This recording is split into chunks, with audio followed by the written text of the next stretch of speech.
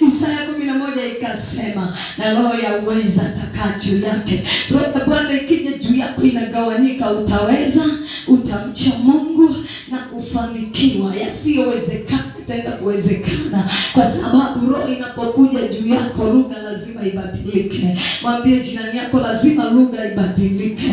Hakuna lugha za matatizo tena, hakuna lugha za umaskini tena. Huko kwenye maisha yako hakuna lugha za kuugua tena, hakuna lugha za kukataliwa tena, hakuna lugha za kurudi nyuma tena. Ni lugha za kusonga mbele.